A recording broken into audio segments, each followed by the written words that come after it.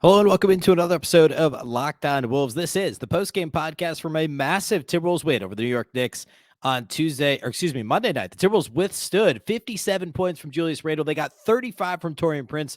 We'll break down what happened. Which of my pre-game predictions, keys to the game, actually really kind of came to fruition in this one. What the Wolves did well in a really high-scoring affair and what they really struggled with. We'll break it all down on the show. Welcome in. You are Locked On Wolves. You are Locked On Timberwolves, your daily Minnesota Timberwolves podcast. Part of the Locked On Podcast Network. Your team every day.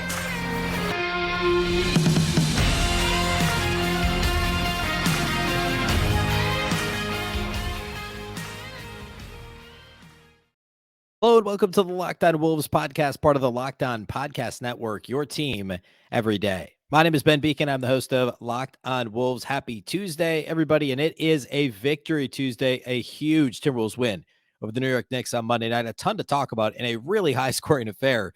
So we're going to get to all that here on the show, individual studs and duds, and the whole thing as we always do on the postgame pod. A big thank you, first of all, for making Locked On Wolves your first listen every day. Of course, this show is free and available everywhere, including YouTube, as well as all of your favorite audio platforms. Remember, you can also watch on the Locked On Sports Minnesota app on both Roku and Amazon Fire TV. You can also follow on Twitter at Locked On T-Wolves and also at Beecken with two B's, two E's, C-K-E-N. All right, the Wolves, of course, coming, the next leg of this road trip, 3 games in 4 days, the tough loss in Chicago Friday night when Ant got hurt, the double overtime loss, a game they really should have won. Saturday was always going to be tough on the second night of a back-to-back traveling up to Toronto, but with no Ant, it was really tough. The Wolves were still in it end of the third quarter, but ultimately lost, kind of going away. The Raptors won going away, I should say. So Monday night, the Wolves against the Knicks, the Wolves get out to this big lead early. Minnesota shot the lights out at Madison Square Garden. They made their first 10 or 11 shots in this game. Overall, in the first half, the Timberwolves shot 71% from the field in the first half of this game. They had 79 points at halftime. The Wolves also shot 77% on three-pointers in the first half, which was the best three-point percentage for a half of any team in the NBA this season, for any half in the season, any team. It was the best percentage, 77% from deep, 71% overall from the field. Now, of course, the Knicks scored 70 of their own. The Wolves had a nice double-digit lead for much of the first half, but the Knicks used this second quarter run to pull back into it. So it was 79-70 at the break. And the Wolves in general, offensively, there's an element of there's it's contagious, right? Just like misses are contagious, makes can be contagious too. Everything they were throwing up at the rim was going in. Jalen Noel, by the way, back after missing 10 games, over a month now with the knee issue. He was back on the floor, played really well, especially in the first half. McDaniels played well, except for some foul trouble. We'll talk more about that here in a minute. Prince had 20 points in the first half. Conley was good. Naz Reid was good in the first half. This was just a well-rounded half of offensive basketball for Minnesota. The problem is the Knicks scored 70 of their own. And in Monday's show, I talked about, kind of recapping the weekend and previewing the Wolves-Knicks game. The things that I thought were most important. Number one, I talked about the Timberwolves not getting into foul trouble on the perimeter. And Anthony Edwards not being available, that hurts, obviously, offensively, right? We talked after the Toronto game Saturday about the Raptors were daring the Wolves. The Raptors were playing zone. They knew the Wolves didn't have anybody to drive seams, no dynamic ball handlers that were really going to break down the defense and initiate offense, that were willing to get into the paint, draw fouls. And they were right. That's how the Raptors beat, one of the reasons the Raptors beat the Wolves Saturday. So I was thinking hey, obviously on the offensive side, you miss Ant. But defensively, other than Jaden McDaniels, Taurean Prince didn't play well over the weekend, Friday, Saturday. So you're relying on Prince, you're relying on McDaniels, you're relying to a lesser extent on Mike Conley and Nickeil Alexander-Walker off the bench. You need guys that can defend their positions on the perimeter with no Anthony Edwards. And I was very afraid of the Wolves having to deal with Julius Randle, RJ Barrett, Jalen Brunson. Without Ant available, McDaniels can't get into foul trouble. Prince has to play well. Prince can't get into foul trouble. Kyle Anderson can't get into foul trouble. That was my number one concern. And here we are on Monday night, and most of those guys had 3 fouls at halftime. Jaden McDaniels only played 10 first half minutes. Rounding up, he played 10 first half minutes. because of 3 fouls, and a couple of which were real ticky-tack. The third one was it was a foul, but it was a poor decision by McDaniels, and the type of foul that he's largely eliminated from. I shouldn't say eliminated, limited compared to where he was the last 2 years and early this season. Remember, the first time the Wolves and Knicks played, he only played 16 minutes in that game, maybe it was 19 minutes, and he fouled out in under 20 minutes when the Wolves and Knicks played in November. In this game, he had 3 at halftime, only committed 1 foul in the entire second half. But at halftime, McDaniels had 3 fouls. I believe Prince had 3 fouls. Kyle Anderson had 3 fouls. Jalen Noel picked up a third foul right before halftime. And it was just an absolute foul fest. And it was one of the main reasons the Knicks were still in this game was the Wolves just kind of shuffling guys in and out, and the Knicks getting a ton of free throw opportunities. It was one of my concerns coming into this game. And the Wolves, sure enough, it was an issue. And ultimately for the game, the Wolves actually ended up shooting 4 more free throws than the Knicks. It wasn't nearly as bad at the second half. Because again, Anderson had 3 fouls at halftime, had 0 in the second half. McDaniels had 3 at halftime, had 1 in the second half. Prince had 3 at halftime, committed 2 fouls in the second half. Nobody fouled out. Nobody had, only one player had 5 fouls for the Wolves. So they cleaned up their defense. They started defending without fouling for the majority of the second half. That was huge. And that was a big reason for this win. The other thing I talked about in the pregame show that was actually, this kind of brings us into the second half. It's a good segue to talk about the second half of the game, was rebounding. Now, there weren't very many rebounds in this game because both teams shot the lights out, and it was partly poor defense, but in my mind, it was more actual, just legit great shooting by both teams in this game. More of that. There was certainly some bad defense, but there always is on some level, right? The Wolves finished the game shooting 61.4% from the field. The Knicks were 56.5%. So both teams shooting greater than 56% from the field. Both teams shooting above 50% from 3. And one team with 30, but the teams combining, we'll say it this way, combining for 60 free throws in this game. There weren't a ton of rebounds to be had. Each team finished with 34. Each team had 7 offensive rebounds and 27 defensive rebounds, according to the box score I'm looking at. So the Knicks, one of the league's best rebounding teams, I think they're second. If I remember correctly, they're second in defensive rebound rate coming into this game. And the Wolves rebounded them to a draw, which again matters less when this many points are scored. But there were still a couple of moments where offensive rebounds were significant. A couple of significant moments where offensive rebounding really mattered in this game. And the Wolves did what they could and did a good job canceling the Knicks out on the glass. It turns out if you make all your shots, and I guess you let them make all their shots, rebounding matters less. So that was another one of my concerns coming into this game was could the Wolves hang with the Knicks on the glass? Obviously without Karl-Anthony Towns and just generally with a bit of an unusual lineup. And the Wolves were able to do that. I thought they did really well on the glass overall. The other thing was getting Jaden McDaniels involved. And the Wolves tried it early in the game, and then he promptly got into foul trouble. But as the game wore on, I think he had the first bucket of the second half for the Wolves. He was involved. He had no assists, and he did have 4 turnovers. He didn't play as well as he did Saturday, but he had 18 points on 6 of 12 shooting, made a couple of threes, got to the line 4 times, which is good to see, had 4 rebounds. So a decent game for McDaniels. He played 10 minutes in the first half, 16 in the second half. I would have liked to see him more involved, but it was the foul trouble more than anything else that kind of capped what the Wolves were able to do with Jaden McDaniels in this game. But generally, very pleased with how he played. All right. I want to talk a little bit more about down the stretch in this game and the Wolves and Randle and I guess kind of what developed. And then also a couple of additional takeaways from this one. So we're going to do that here next.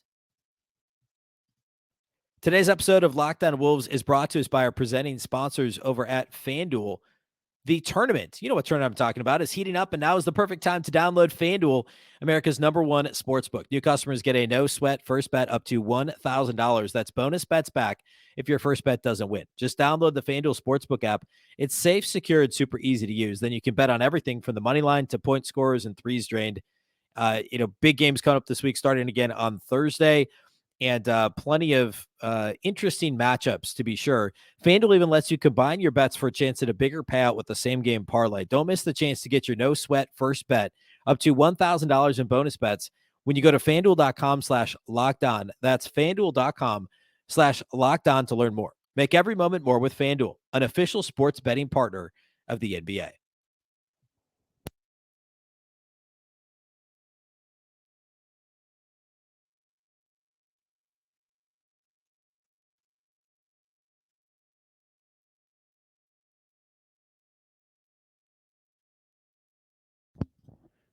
All right, additional takeaways from Wolves Knicks on Monday night. The Timberwolves defensively, again, I don't think they were awful. Like, there were some issues. I think the most frustrating thing, and you could tell this with Chris Finch on the sideline, is that the Wolves, when Randle got hot, they just couldn't get out. They weren't consistently getting all the way out. Like, they were doing, and I don't know what the actual scouting report that the Wolves used against Julius Randle was, but the guy, I know he was in the 3-point contest, but what, he was 34%-ish coming into this game. My opinion is you dare him to shoot threes unless he gets hot, because obviously he can make threes. He's a volume 3-point shooter. He starts feeling that confidence. Those are the types of guys that can get piping hot. And on nights when they're cold, they're going to shoot him and they're going to miss him, right?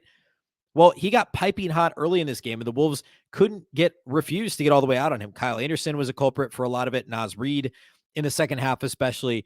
And it's like they were getting close enough to kind of lightly contest the jumpers, thinking like, he's 34%. He'll miss a couple of these. Well, I mean, when a guy's that hot, you got to get all the way out. He had 57 on just 29 shots, 8 of 14 on threes. Randle had 11 of 13 at the line. And Jalen Brunson had a couple stretches where he was pretty dominant in this game as well. But besides that, nobody else on the Knicks really did a ton of damage. Quickly did off the bench a little bit, but I mean, he wasn't super efficient. And I think, any minutes he was on the floor trying to do damage in place of Brunson, and honestly, RJ Barrett scares me more than Quickly does. Like, you can live with that, right? You can live with a volume scorer off the bench coming in and getting a few buckets. But I mean, you can't give up 57. And so the Wolves actually had a couple of really nice defensive possessions late where they brought a late double when he was kind of in the mid post. There was one in particular, I think it was maybe a 1-possession game late in the fourth quarter, and it was just a crisp rotation. I think it was Conley dropped to pick up I think it was Mitchell Robinson or whoever was underneath the basket, or Hartenstein maybe. And the rotation was crisp. It was perfect. The Knicks ended up missing a contested mid-range floater or something. The Wolves got the rebound. Prince grabbed a rebound, tough rebound, went back the other way. It was just a clinic in how you want to bring a late double to get the ball out of a post's hands. And the Wolves don't like to double. They don't do a lot of it. And certainly not in the post. I mean, teams aren't posting up that much anyway, right? But it was the right moment for it. And also, the Wolves, I mentioned rebounded earlier, and I should have mentioned this at the time, but the biggest play of the game, of course, was that final rebound that Kyle Anderson got on the offensive end of the floor, knocking it out of Julius Randle's hand. I don't think he had both hands on it, but knocking it out of his hands to allow the Wolves to get the loose ball and ultimately get fouled and go to the line. I'm sorry, they didn't get fouled. I guess they ended up getting the Prince.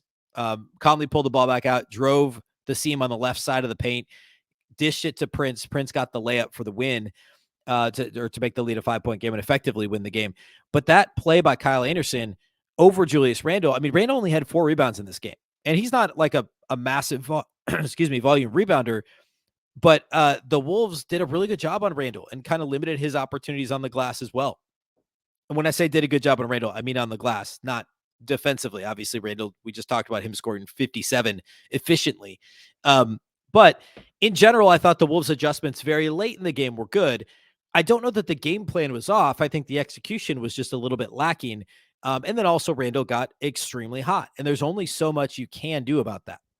Another notable takeaway from this one was Chris Finch's rotations. And you look at the box score, and it doesn't look all that unusual, right? Like, you have 3 bench guys between 16 and 20 minutes, or 4 bench guys between 16 and 20 minutes. You have all the starters between 26 and 37 minutes. Like, it looks pretty normal, but the combinations were really different. And I'd be curious to look at some of the actual like 2-3 man combination net ratings in this game. Everybody in the starting lineup for the Wolves had a positive plus minus, led by Taurean Prince's plus 28. Everyone in the bench, off the bench, had a negative plus minus. But we saw Naz Reid and Rudy Gobert play some significant stretches together, which surprised me a little bit. Now the Knicks do have some size, right? Like, they've got a pretty big team in general. When they can roll out Hartenstein and Toppin, and even their guards are just big. So it makes some sense that Chris Finch did that. And we talked about rebounding, right? The Knicks are a really good rebounding team. So part of Finch's counter was to play Naz and Gobert together. He also played Mike Conley and Jordan McLaughlin together a little bit. We saw Austin Rivers play the first 3 minutes of the fourth quarter to get in the mix a little bit, apply some ball pressure. I just thought the rotation choices were a little bit different. And of course they have to be when Anthony Edwards isn't available and you're still kind of scrambling to find the right combinations. But I thought it was well done by Chris Finch in this game. I thought that the right buttons were pushed, the right levers were pulled in terms of the rotation in general. And I thought that was significant. Also, the Wolves came up with big defensive plays. I'd mentioned the double earlier. They finished with 9 steals in this game. Jordan McLaughlin had 2. Jalen Noel had 3 steals. Mike Conley had a couple. We should talk a little bit more about Mike Conley. Defensively, I thought he was very good, and he's not the Mike Conley defensively that he was, say back in Memphis when he was an all-defensive type player. But I thought he played well. And obviously Jalen Brunson had a good game, but Conley made life difficult. Brunson was 9 of 18 from the field. What the Wolves are trying to do defensively, just kind of try and be physical as much as possible. But I thought Conley, especially down the stretch, was really, really good. Kyle Anderson had a couple of big defensive plays. He had the steal that was overturned, initially called a foul, but then overturned off the challenge. Kyle Anderson played well defensively too. And again, obviously they gave up 134 points and 56.5% shooting, but it was the big plays down the stretch, the big rebounds they grabbed, all those things together, worked to combine for a good finish to the game for the Wolves. The last thing would be the actual close to the game. I mentioned already the rebound that Kyle Anderson got. I thought the Wolves' offensive possessions. You're talking about a team. We talked about this the other day. I think this was after Friday's game. Marty and I talked on the postcast about how hard late game offense is when you don't have somebody who could just go score. Remember that Chicago game Friday night? The end of regulation, there's the double dribble from Kyle Anderson. They get off a contested off-balance 3 from Jaden McDaniels that misses. And then you don't even get the chance to get a last second possession at the end of the second overtime because it wasn't a close game at that point. But without having that guy that can go get a bucket against anyone at any time, like Anthony Edwards or D'Angelo Russell, the Wolves have to rely on ball movement. They have to rely on pick and roll execution. And Conley did that to a T late in this game. Wolves got a couple of really nice looks. And yes, he had a bad turnover at one point, but in general, having somebody like Mike Conley, who's been there, done that, knows the drill late in games is so important. And that's exactly what we saw in this game. Conley was a big part of that. And again, the execution looked so much better than it did Friday. Even if it was kind of a broken floor, reset shot clock, the Bulls are, a little bit kind of, do we foul? Do we not foul? Still, that Conley driving the seam, dishing to Prince was just such a beautiful, and Prince as a cutter. Don't miss that. The Wolves don't have a ton of guys still, at least not healthy players that are comfortable as cutters, that do a lot of it, right? They've got a lot of guys who can initiate, like a Kyle Anderson. McDaniels is more comfortable at it now, but like Taurean Prince, we haven't seen Alexander Walker much as a cutter, but that cut from Taurean Prince was so timely, and the pass from Mike Conley was fantastic. All right, let's close the game here, or close the podcast here today with a little bit of individual studs and duds, as we always do on the postgame podcast.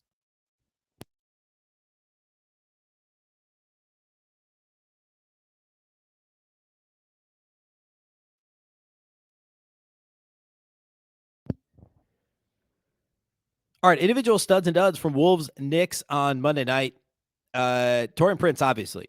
Fantastic game for Taurean. 35 points on just an impeccable 12 of 13 shooting, 8 of 8 outside the arc. I can't even remember his one miss.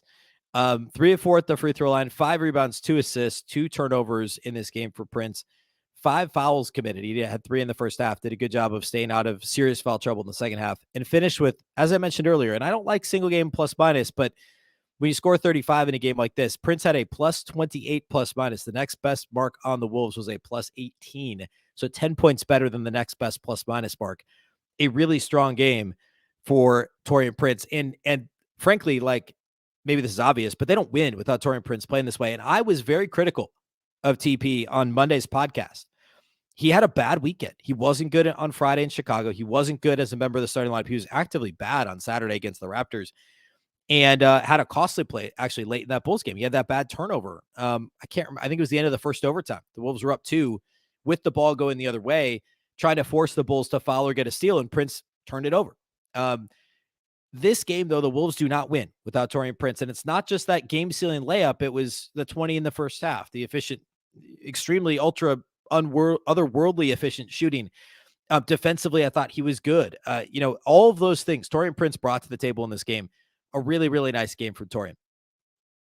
Mike Conley, 24-11, also is a stud in this one. 6 of 11 shooting, 3 of 5 outside the arc, a perfect 9 of 9 at the free throw line. Conley is this is what, I think the third or fourth game he scored 20 or more in a Timberwolves uniform. He did it, I believe, with the Jazz one time this season prior to coming to Minnesota. in the trade at the deadline. Conley knows, like, I mean, it's obvious, right? The Wolves need him to step up and score, and he did that. I mean, the Wolves' two leading scorers in this game were Mike Conley and Taurean Prince. These are both veteran guys who their role is to score 10, 12, 14 a game, play solid defense, distribute, etc. Prince is usually coming off the bench.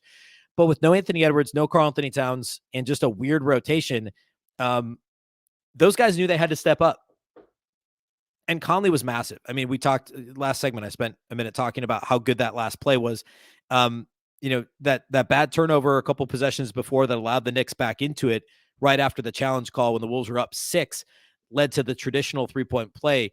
That Conley turnover was bad, but he was just as good on that final possession as that turnover was bad. So a really, really great game for Conley. My third stud, I mean, you couldn't go wrong. There's a couple choices here. You could go Jaden McDaniels. You could go Jalen Noel. I'm going to go Jaden McDaniels. I thought in general he was a little bit better. He certainly brought more defensively, as always, versus in comparison to Jalen Noel. But Jaden had 6 of 12. Again, foul trouble was an issue in the first half, and it's really what kind of, for a moment, had me leaning Jalen Noel for the third stud, because McDaniels took himself out of the game with some silly fouls in the first half, and the Wolves really needed him. But he was good down the stretch. He hit a couple of big shots once again. 18 and 4, 6 of 12 shooting, 2 of 3 outside the arc, 4 of 4 at the line for McDaniels. Duds in this game, I don't really have any. I don't think anybody was actively bad. Like, you'd like to get a little more out of Rudy Gobert. He had 16 and 7. But, tough matchup for him. Like, Mitchell Robinson's not like a world beater, but he's a good player, and Hartenstein, like, there's some good size that the Knicks have, and they play physical and big. I thought Gobert mixed it up and played well. Kyle Anderson, like, you'd like to get a little more out of him, but how often have we said, like, he's gone above and beyond what we would have expected? McLaughlin shot just 1 of 5, but he had 5 assists and 2 steals and only 1 turnover, and I thought he played really well. Nas was good. We should talk a little more about Jalen Noel. 14 points, 4 assists and 3 steals and a block in 20 minutes in Noel's return to the lineup. He was not playing well prior to the knee injury, so it was really good to see him come back and play well. He missed his only 2 3-point attempts, but overall was 7 of 13 from the field. Never one to turn down a shot. Actually tied for the team lead in field goal attempts in 20 minutes off the bench after not playing for a month. But that's what we'd expect from Jalen Noel. Overall, a good performance from him. Again, 14 and 4 assists and 3 steals, 7 of 13 shooting. The Wolves will take that, I think, pretty much any night of the week from Jalen Noel. By the way, around the Western Conference on this night, so as I'm recording this a little bit after the game. The Kings and Jazz are playing in a close game in the third quarter right now. I believe Markkanen's not playing for the Jazz, so this should be a Kings win. Elsewhere, Golden State did beat Houston, and Memphis beat Dallas, so the Memphis over Dallas thing is obviously helpful for the Wolves. So pending the outcome of the Jazz-Kings game, sitting here right now, Minnesota is a half game behind Dallas, even after the Dallas loss and the Wolves win. They're half game behind Dallas in the West. The Wolves are actually virtually tied with the Thunder for 8th in the West, a half game up on the Lakers, a half game up on the Jazz who are in 11th.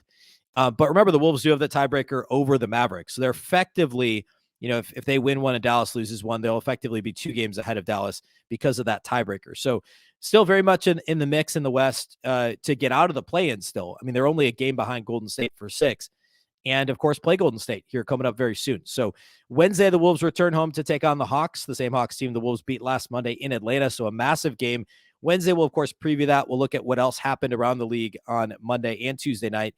Again, give that standings update. We'll look at that matchup. We'll talk about, I want to get into a little bit of McDaniels lineups too. We talked a little about McDaniels individually on Monday's show. I want to spend some time talking about lineup combinations with Jaden McDaniels on the floor. Since my prediction is Ant doesn't play Wednesday either, because the Wolves don't play again after that until Sunday. So just give him that essentially this full week off, and perhaps he comes back to play Golden State on Sunday. But anyway, we'll talk about that Wednesday. We'll talk about those McDaniels lineup combinations. I think there's a lot of pretty interesting things to look at there. All right, that's all we have for you today. Of course, we'll be back Wednesday, as I mentioned. Be sure you check out the live postcast after each Wolves game. Marnie and I went live after Monday night's game as well, so go check that out. It's the last episode before this in the audio feed, or you can watch the video on the Locked On Sports Minnesota YouTube channel. We'll do that again after Wednesday night's game against the Hawks. Again, about 45 minutes or so following the game, you can catch us live on Locked On Sports Minnesota. Once again, a big thank you for listening. This show is available wherever you listen to podcasts. You can find it any audio platform. You can also watch it on YouTube. A big thank you for making Locked On Wolves your first listen every day. You can also watch on the Locked On Sports Minnesota app on both Roku and Amazon Fire TV. You can follow on Twitter at Locked On T-Wolves and also at Beecken with 2 B's, 2 E's, C-K-E-N. Of course, the Locked On Wolves podcast is part of the Locked On Podcast Network. Remember, the Locked On Network is your local experts on all the biggest stories. Now make your second listen the Game to Game NBA podcast, every moment, every top performance, and every result. Locked On Game to Game covers every game from across the NBA with local analysis that only Locked On can deliver. Follow Game to Game on Locked On NBA, available on the Odyssey app, YouTube, and wherever you get your podcasts. Once again, I'm Ben Beecken. This is the Locked On Wolves podcast, and we'll catch you next time.